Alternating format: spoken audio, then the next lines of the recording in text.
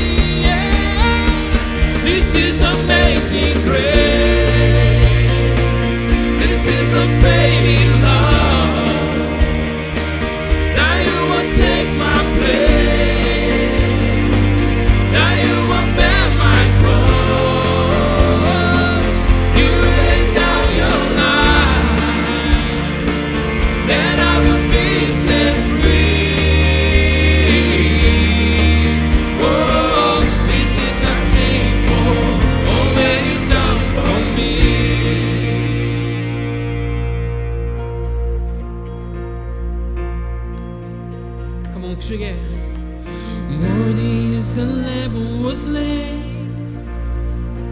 Worthy is the King who conquered the grave. Worthy is the Lamb who was slain. Worthy is the King who conquered the grave. Worthy is the Lamb who was slain. Worthy is the King who conquered the grave. Worthy is the Lamb who was slain. Worthy, worthy, worthy, yeah. This is amazing grace. This is a fading love. Now you will take my place.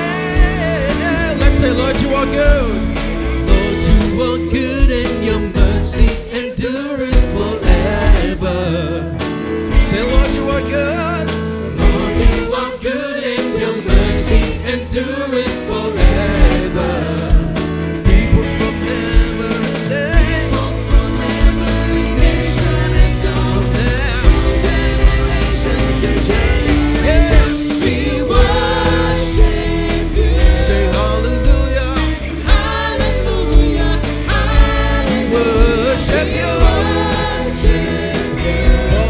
Who you are. Say, we worship you, worship you.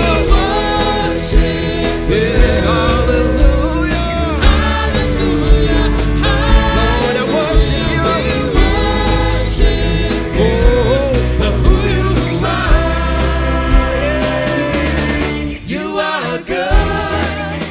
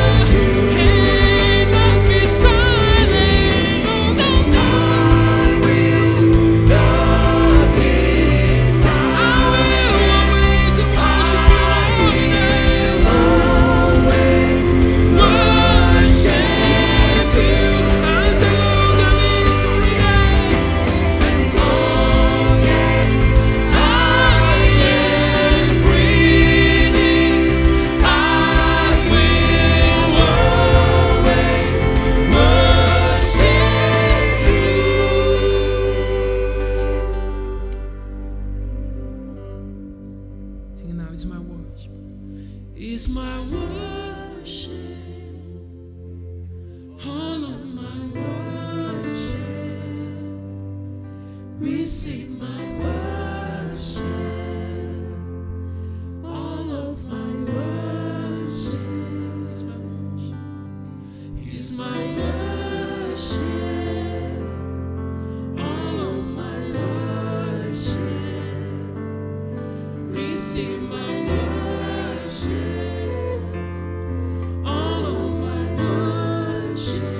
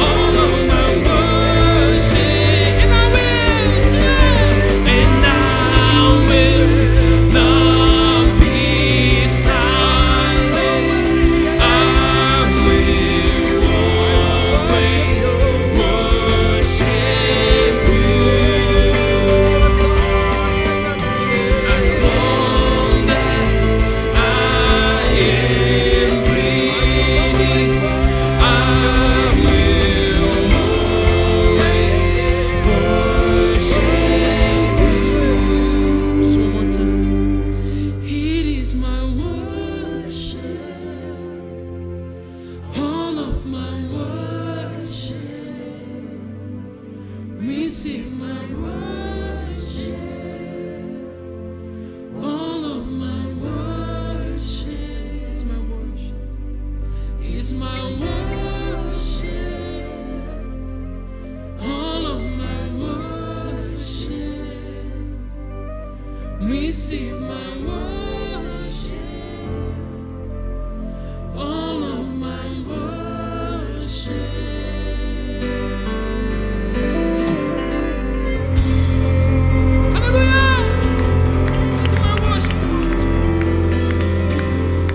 Over the past several weeks, we've been discussing the idea of, are there certain elements that we can look at as a follower of Jesus that give us like a gauge or an idea of, are we making progress or not? And we've been looking at a single one each week. If you've missed any of those, you can go on YouTube and catch up and watch that. But I think we've been identifying these things that help us know if we're growing or not growing. And we've looked at several of them. It comes from a key verse in Galatians chapter 5, starting in verse 22. And it says, but the fruit of the Spirit is, and then it gives us a list: love, joy, peace, patience, kindness, goodness, faithfulness, gentleness, and self-control. Against such things there is no law.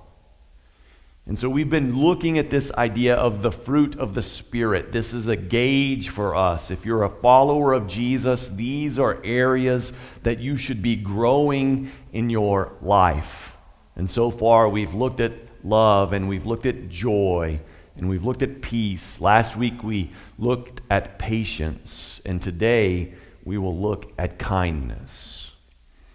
The other day, my apartment complex community has a gym, and I was in the gym, and I was on the thing, what is it called? The elliptical, I think is what it's called. So I'm on there.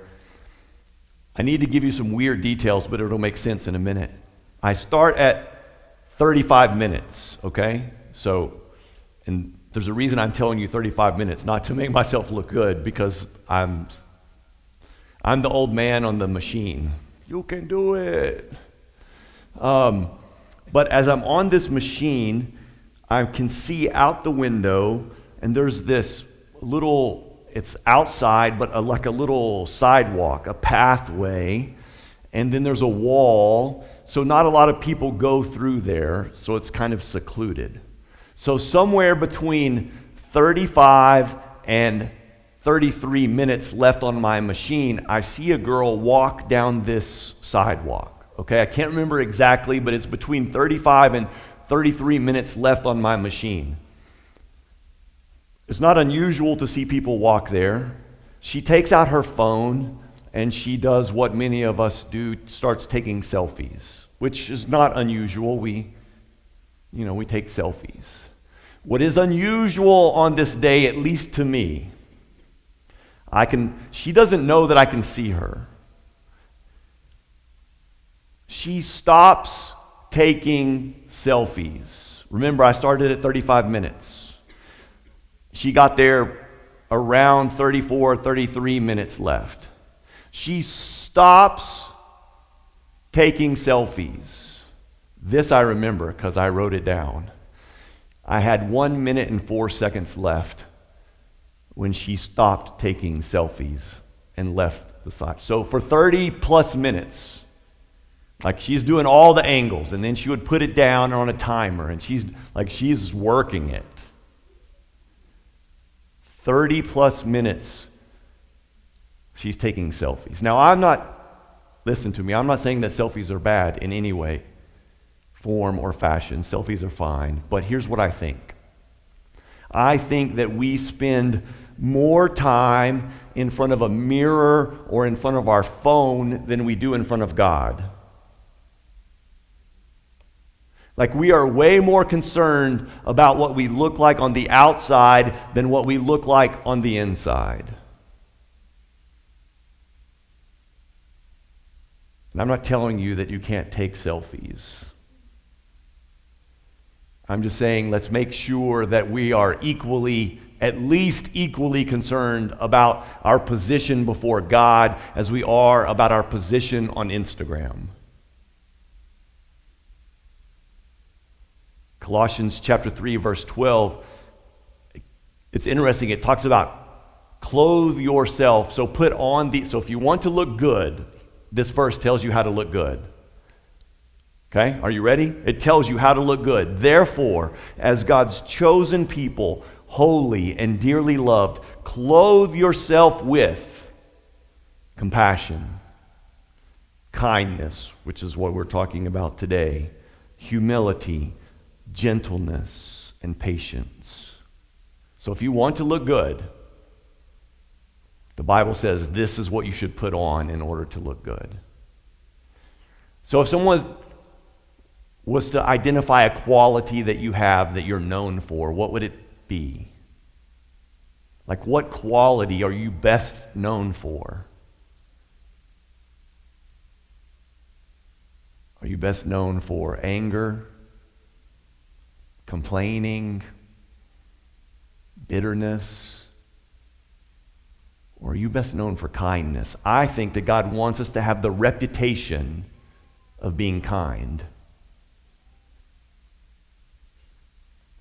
Kindness is an action.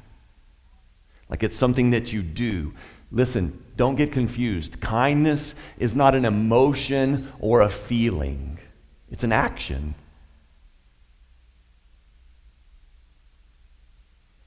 Usually the problem with you and me, or let me just say me, because maybe you're, like there are some people who are just naturally kind. Like it just comes natural to them. Like even if I were to make my wife angry, which happens frequently, she still appears kind. I don't know how she does it. It's frustrating. Because the rest of us, many of us, it's obvious when we're upset, but with her, when something happens and you have to call someone to complain on the phone because your internet or whatever is not working, and she's being angry with them, but it sounds so nice. Like some people just are naturally kind. But usually what you and I do is we give kindness to the people that we think deserve it. Like that's how we distribute kindness. Oh, I like them, therefore I will be kind to them. Jesus deals with this in the Bible. If you grew up going to church, don't raise your hand, it's okay. But if you grew up going to church, there's a problem that you and I have sometimes. Because we read or hear about a story that we're familiar with in the Bible and we think, oh yeah, I know that. And when you say, oh yeah, I know that, you end up missing something. So today we're looking at what I think is possibly one of the most famous stories in all the Bible. And if you know this story, can I give you a word of caution? Don't think you know it. Just pretend. Pretend like it's the first time. Jesus, he was asked by someone, how can I inherit the kingdom of God? How can I get into heaven? And Jesus responded to the guy, well, what do you think? And the guy starts quoting the Old Testament law, which many of us are familiar with. We should love the Lord your God with all your heart, with all your soul, with all your mind, and with all your strength. And Jesus says, bada bangs. Like, you are correct. Way to go. And then the guy says something interesting. He says, but Jesus, if I'm supposed to love my neighbor as myself, then it's important for me to know who is my neighbor. I think he's asking because he wants to make sure that Jesus isn't talking about loving everyone. So who is my neighbor? And when Jesus is asked this question, he starts telling a story about someone who's traveling from Jericho to Jerusalem. And it's a very winding road. It's very steep. And this road is famous for burglars to be hiding around the corner and beat people up and steal their things. Like, it's very famous. And Jesus says on this particular day, there was a man that was traveling and someone beat him up and took his things and left him for dead. So the guy's just laying out on the road. And then Jesus says in his story that there are 3 different people that come by and see this man. 3 different people. Now, usually, if you're familiar with the story, you and I, we like to identify, well, which one of these people is me? And we like to assume that, at least in our mind, the character of, oh yeah, I'm the Good Samaritan. But what I want you to realize today is these 3 people actually equal 3 different attitudes. And we could be all 3 of these in any one given day. So it's not just you're one of these. You could be all 3 of them. Maybe all 3 of them in the same day. The first one it talks about is a priest. And this idea of this priest is don't get too close attitude. That's his attitude. Don't get too close. So he goes and he sees the man and he avoids the problem. Like he's avoiding it. This is what it says in Luke chapter 10, verse 30 and 31. In reply, Jesus said, a man was going down from Jerusalem to Jericho when he was attacked by robbers. They stripped him of his clothes, beat him, and went away, leaving him half dead. A priest happened to be going down the same road, and when he saw the man, he passed by on the other side. So he's a religious leader, and he says to himself, I think, if I just avoid this problem, I don't have to deal with it. If I don't look at the man, I can just go to the other side. It's not my problem, and I can avoid it.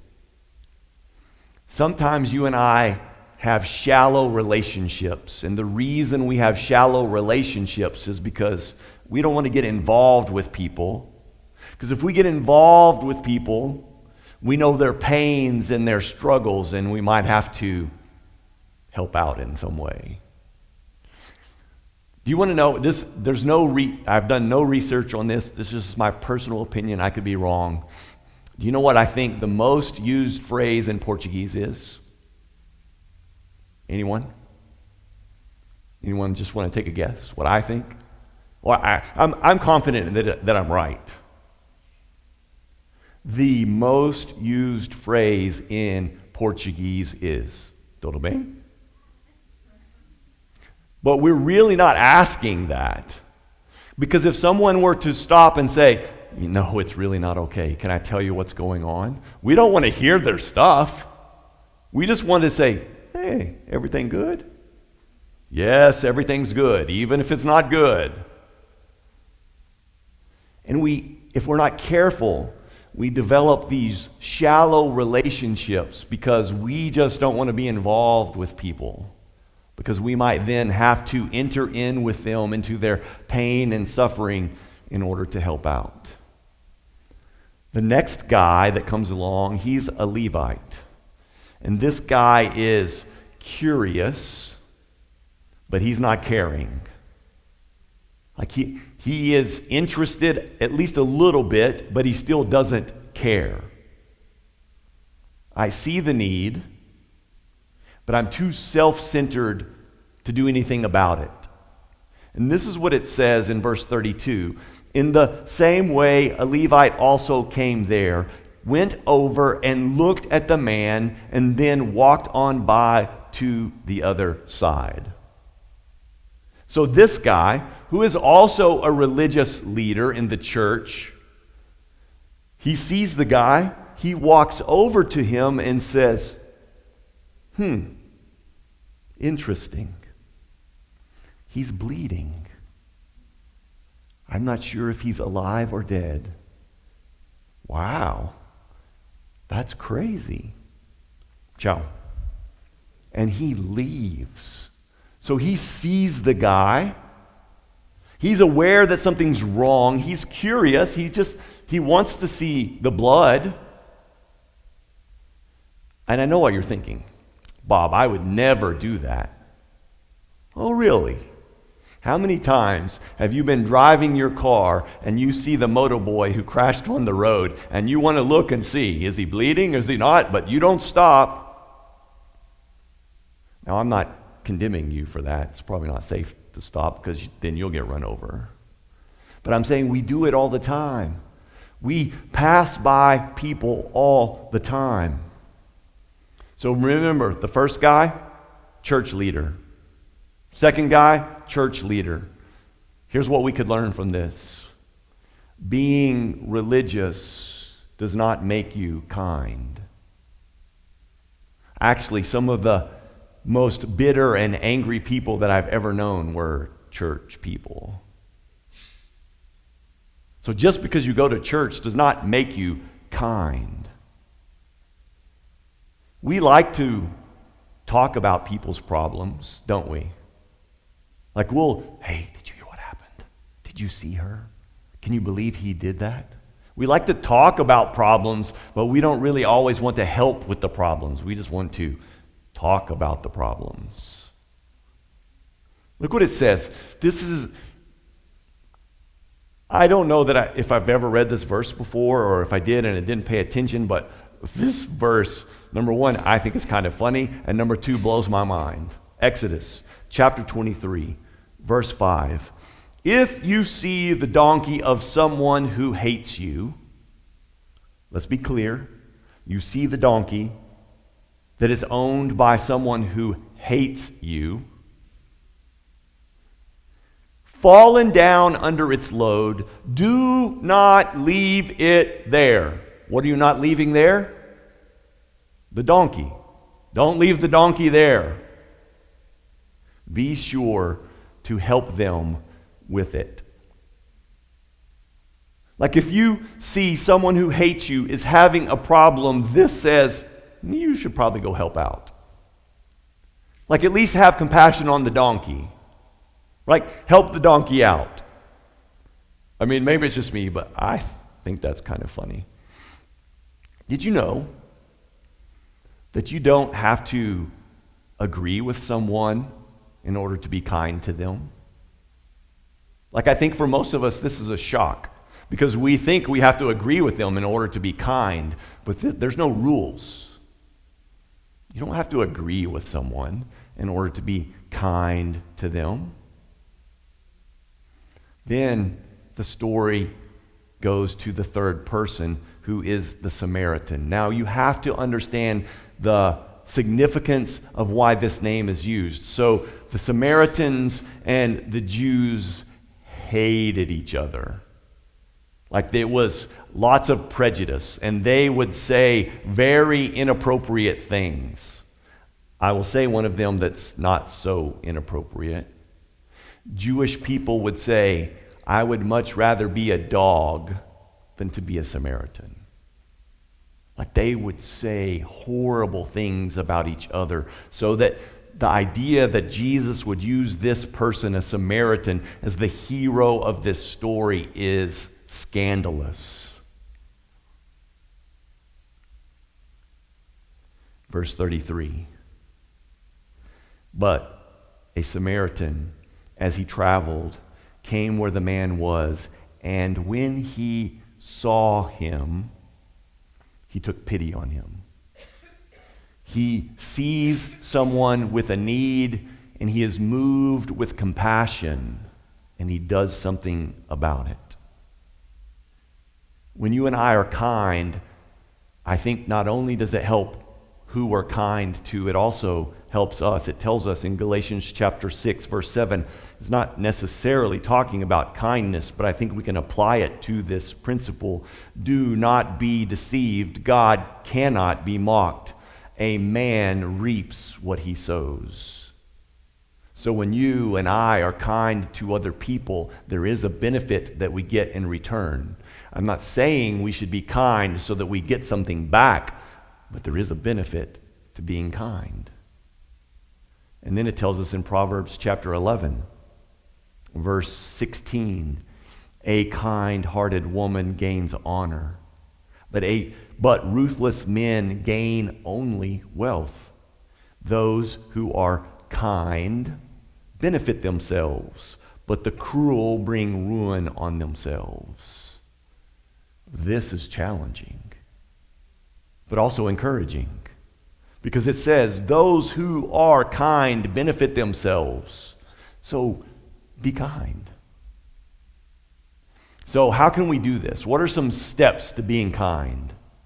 I'll give you a few steps that I think that we can use to be a kind person.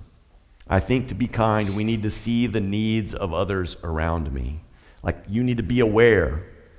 Like don't go through life with blinders. Don't go through life not being aware. See the needs. That's what happened with the Good Samaritan. In verse 33, we saw it. It says, and when he saw him, he took pity on him.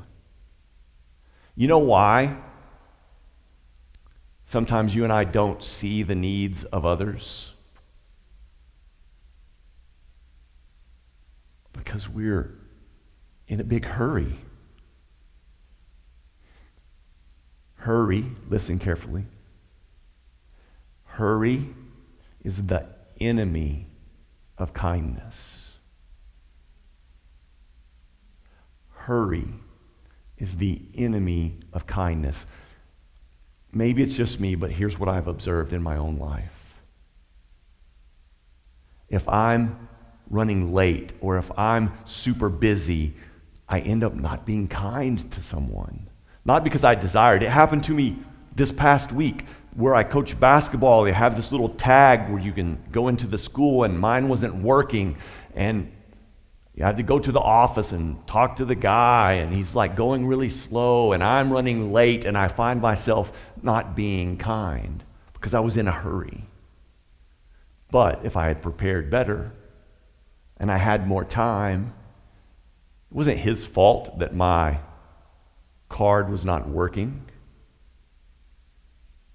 Hurry is the enemy of kindness. And if you're not careful, you and I say, I can't be bothered with someone else because I'm busy.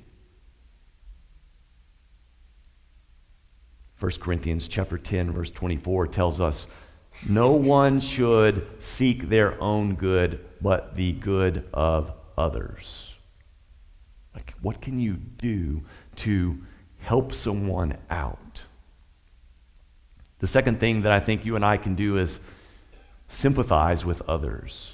Like we go so fast through life that sometimes we don't feel anything towards other people. But I think we should be feeling something. How can we do this? How can we feel something about the people around us? I think it's actually rather simple. Listen more than you talk. Listen more than you talk. Kindness can just simply be listening. There's an interesting Jewish practice called sitting Shiva, which basically is this idea if you have someone that you know and they've lost a parent or a brother or a sister, you go and you be with them, you sit with them. Listen to me carefully. I'm not making this up. You sit with them for 7 days. And you do not speak unless you are spoken to. Your job, your responsibility, because you care for them, is to be present, to just be there for them, to help them, not to give them words of advice, not to speak encouraging things to them, but just listen and just be there. There's a book written by a guy named Joseph Bailey. It's called A View from the Hearse. This word hearse in English is just the car that transports a dead body. And he wrote the book after his son had passed away. And I want to read you a very interesting quote from the book. He says, I was sitting torn by grief. Somebody came in and talked to me about God's dealings and why it had happened and the hope beyond the grave. He talked constantly. He said things I knew were true, but I was unmoved, except to wish that he would go away. And finally he did. But then another came and sat beside me in my grief. He didn't talk. He didn't ask me leading questions. He just sat beside me for an hour or more and listened when I said something, answered briefly, prayed simply, and left. I was moved, and I was comforted, and I hated to see him go. Do you see the difference? sometimes we feel so much pressure to say the right thing, and we just start, when maybe what people need is just someone to listen to them. I think it's also a problem because we see how far someone needs to go, and we fail to see how far they've already come. I read this week an interesting thing from a man named Rick Warren. He's kind of a famous preacher guy in the U.S. And I cannot get these two questions out of my mind. One question, he says we should stop asking. The other, we should start asking. Here's the question he says we should stop asking.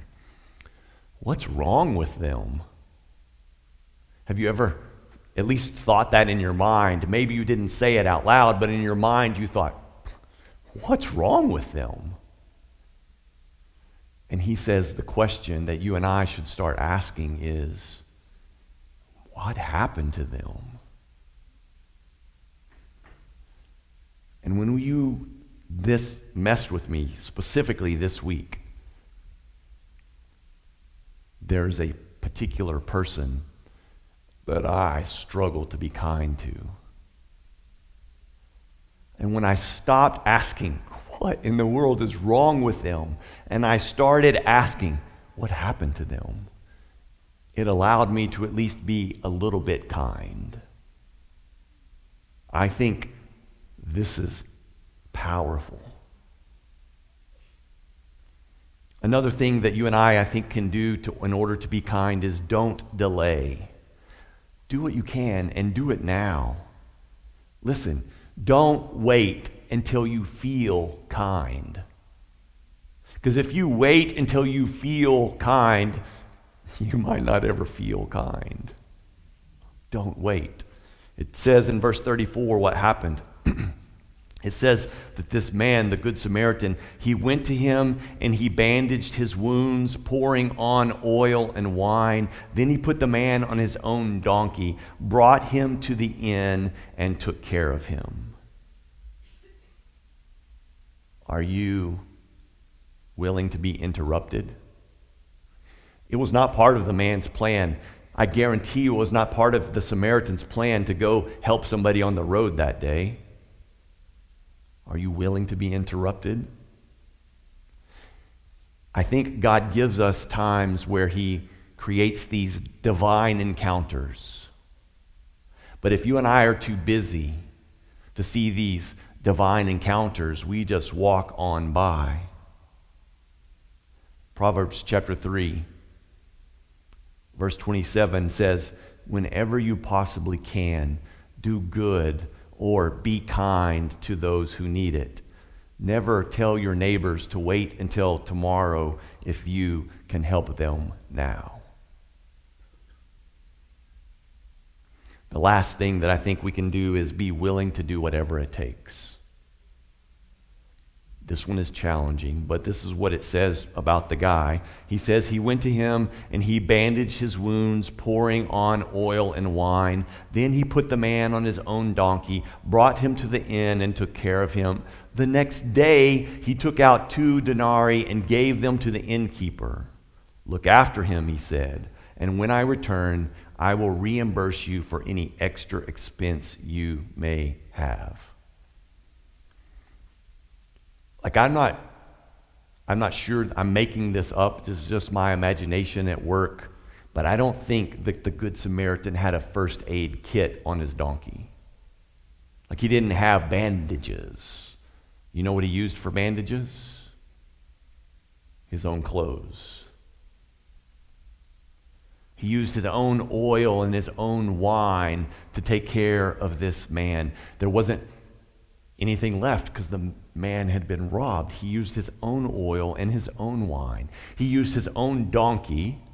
He put the man on his donkey. If he put the man on his donkey, what did he have to do? Walk. He used his own money to get this guy a place to stay. He risked his own reputation because any of his other Samaritan buddies found out that he helped a Jewish person. He risked his own reputation. Are you willing to do whatever it takes to be kind? This kindness is one of the gauges that you and I can look at to see if we're making progress in our spiritual journey. This week, I hope that you will not miss divine encounters where you can be kind. Magnify the Lord with me. Come exalt his name together.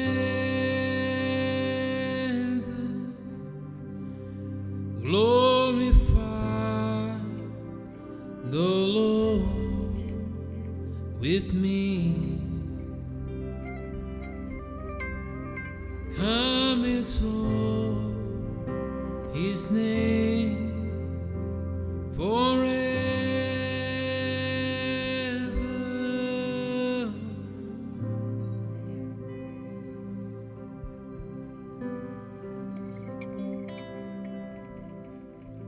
I saw the Lord and the answer me and deliver me from every fear. Those who look on him are in the end, never be ashamed. They'll never be ashamed. This poor man cried. This poor man cried, and the Lord heard me and saved me from my enemies. The Son of God surrounds me safe, and they deliver him. Will deliver. All the church sing again. Magnify the Lord with me. Come exalt his name together. Glorify the Lord with me. Come exalt his name forever. Oh, taste and see, and the Lord is good. Oh, taste and see, who hides in him. Oh, fear the Lord. Oh, you says we give you everything. We give you everything. Magnify the Lord with me. Oh, Jesus, come exalt his name together. Glorify the Lord with me. Come exalt his name forever.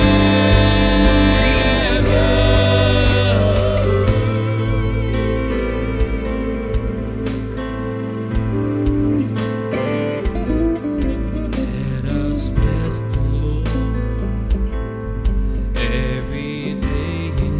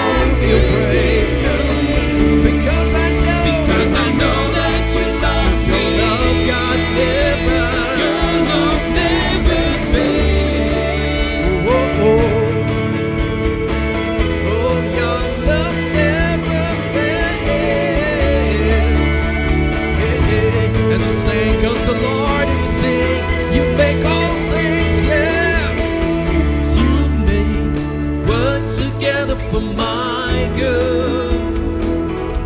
'Cause you make all things work together for my good. Say you make all things, you make all things work together for my good. In the good times and the bad, make all things work together for my good. Once again, just say you make all things work for my good. All things work together for my good. Yes, my good, you make all things work together for my good. You make all things work together. Your things work together for my good. Oh, you make all things work together for my good. You stay the same. You stay the same.